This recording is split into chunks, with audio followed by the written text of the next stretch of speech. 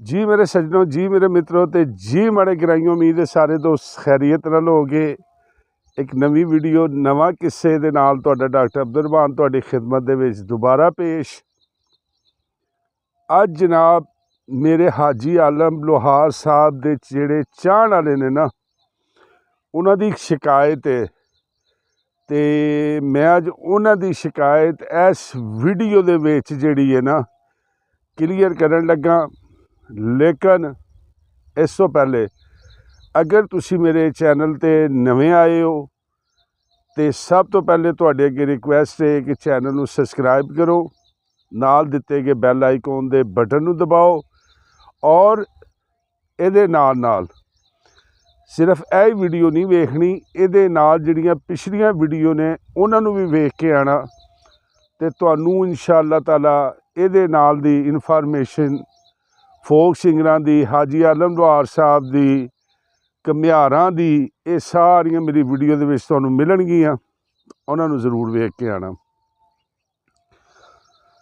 जी। दोस्तों गल करन लगे हाँ कि मेरे हाजी आलम लोहार साहब दे जिहड़े फैन ने ना, वो अक्सर फोनां ते राबते करके या जिहड़े बाहर दे ममालिक ने वो व्हाट्सएप ते राबते करके ते एक चीज़ का बहुत ज़्यादा गिला बड़े दिनों तो कर रहे सी।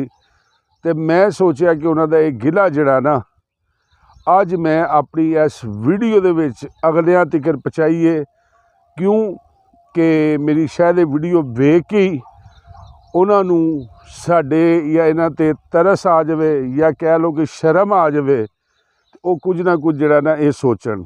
हुण गिला किहड़ा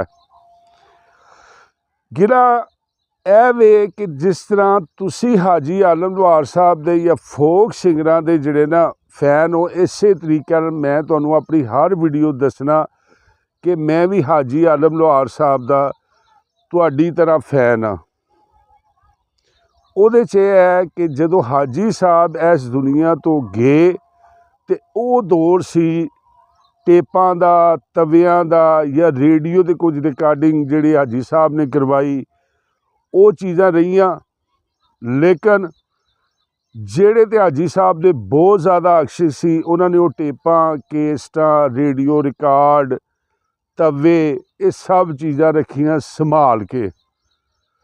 ते चंद साडे नाल दे सी जिन्हां ने की कीता कि रेडियो का दौर खत्म होया तो उन्हें कहा जी ये हुण फालतू चीज़ इनू सुटो या इनू सेल कर दिओ। उन्हें रेडियो घरों कढ़ छड्डिया। फिर टेप का दौर आया, उन्हें कहा जी हुण केसटां दीयां दुकानां ते रहियां ही नहीं तो इनू टेप नूं रखण दा की फायदा। उन्हें टेपां केसटां सब वेच वूच छड्डियां या साइड ते किते रख छड्डियां, ना उन्होंने टेपां सही होण ना कुछ होए। लेकिन उहदे नाल ही हाजी साहब दे जिद्दां कोई नायाब खजाने सी या गीत सी या थिएटर लोकां ने कईयां ने टेपां दे नाल रिकार्डिंगां कीतियां सी, वो सब चीज़ां जिहड़ियां ना नापायदार हो गईयां। लेकिन कुछ आशिक सी जिन्हां ने वो तमाम रिकॉर्ड जिहड़ा ना संभाल के रखिया। उहदे विच हाजी आलम लोहार साहब दी फैमिली दा ते हक है ही सी कि उन्हां दे जिहड़े फैमिली मैंबरान ने उन्हां कोल ते ज़ाहिर है कि उन्हां कोल रिकॉर्ड सारा होना ही होना सी। लेकिन उहदे तो इलावा भी चंद ऐसियां शख्सियात ने जिन्हां कोल अज भी हाजी आलम लोहार साहब दे बड़ा बड़ा नायाब खजाना जिहड़ा ना वो मौजूद हैगा। लेकिन जिहड़े हाजी साहब दे फैन ने हाजी आलम लोहार दे, वो किसी तरीके नाल उन्हां तिकर अगर पहुँचते ने ना तो अगों जनाब तोबा इस्तगफार तोबा, वो जनाब उहदे ते इंज बैठे ने जिद्दां एक सप नहीं बैठा हुंदा, वो सप बन के उस खजाने ते बैठे ने और समझते ने कि अगर यह रिकॉर्ड असी किसी नूं दे दिता या मतलब साडा बाहर निकल गया तो साडी बल्ले बल्ले नहीं रहनी या लोग साडे नाल राबता नहीं करने। ये सोच उन्हां दी दा मैनूं इलम नहीं है। हुण गल मेरा मकसद है वीडियो बनाने का उन्हां दा एहतजाज जिहड़ा ना पहुँचाण दा यह सी कि देखो हाजी आलम लोहार साहब नाल अगर तुसी प्यार करते हो ना तो वह तरीका यह नहीं है। वजह ਜਦੋਂ ਕੋਈ ਬੰਦਾ ਕਿਸੇ ਪੀਰਾਂ ਦਾ ਬੈਤ ਹੁੰਦਾ ਨਾ ਤੇ ਉਹਦੀ ਕੋਸ਼ਿਸ਼ ਹੁੰਦੀ ਹੈ ਕਿ ਉਹ ਹਰ ਜਗ੍ਹਾ 'ਤੇ ਬਹਿ ਕੇ ਨਾ ਆਪਣੇ ਪੀਰਾਂ ਦੀ ਗੱਲ ਕਰਦਾ, ਉਹਨਾਂ ਦੀਆਂ ਗੱਲਾਂ ਅੱਗੇ ਤੋਂ ਅੱਗੇ ਦੱਸਦਾ। ਜਿਹੜੇ ਲੋਕ ਨਹੀਂ ਵੀ ਪੀਰ ਨਾ ਬੈਤ ਹੋਏ ਉਹਨਾਂ ਪੀਰਾਂ ਦੇ, ਉਹਨਾਂ ਨਾਲ ਵੀ ਆਪਣੇ ਪੀਰਾਂ ਦੀਆਂ ਗੱਲਾਂ ਕਰੇਗਾ। ਕਿਉਂ ਕਰੇਗਾ? ਕਿ ਉਹ ਲੋਕ ਗੱਲਾਂ ਸੁਣ ਕੇ ਆਪਣੇ ਪੀਰਾਂ ਦੀਆਂ ਇੰਨੀਆਂ ਕੋਈ ਤਾਰੀਫਾਂ ਕਰਕੇ ਨਾ ਉਹਦੇ ਬੈਤ ਹੋਣ। ਅਤੇ ਮਤਲਬ ਜਿਹੜਾ ਅਗਰ ਤੁਸੀਂ ਹਾਜੀ ਆਲਮ ਲੁਹਾਰ ਸਾਹਿਬ ਦੇ ਕੋਲ ਤੁਹਾਡੇ ਕੋਲ ਨਾਯਾਬ ਖਜ਼ਾਨਾ ਹੈ, ਅਤੇ ਤੁਸੀਂ ਅਗਰ ਘੁੱਟ ਕੇ ਬੈਠੇ ਹੋ, ਤਾਂ ਤੁਸੀਂ ਫਿਰ ਹਾਜੀ ਸਾਹਿਬ ਦੇ ਸੱਜਣ ਜਾਂ ਉਹਨਾਂ ਦੇ ਪਰਸਤਾਰ ਨਹੀਂ ਹੈਗੇ। ਤੁਸੀਂ ਉਹਨਾਂ ਨਾਲ ਇਹ ਦੁਸ਼ਮਣੀ ਕਰ ਰਹੇ ਜੇ, ਉਹਨਾਂ ਦੇ ਫਨ ਨੂੰ ਘੁੱਟ ਕੇ ਬੈਠੇ ਜੇ। ਯਾਰ ਉਹਨਾਂ ਦੇ ਫਨ ਨੂੰ ਬਾਹਰ ਕੱਢੋ ਤਾਂ ਕਿ ਲੋਕਾਂ ਤੀਕ ਪਤਾ ਲੱਗੇ। ਜਿਹੜੇ ਉਹਨਾਂ ਦੇ ਅੱਬਲ ਤੇ ਉਹਨਾਂ ਦੇ ਜਿਹੜੇ ਹੁਣ ਫੈਨ ਵੀ ਸੀ ਨਾ, ਠੀਕ ਹੈ, ਉਹ ਵੀ ਨੇੜੇ ਲੱਗੇ ਨੇ।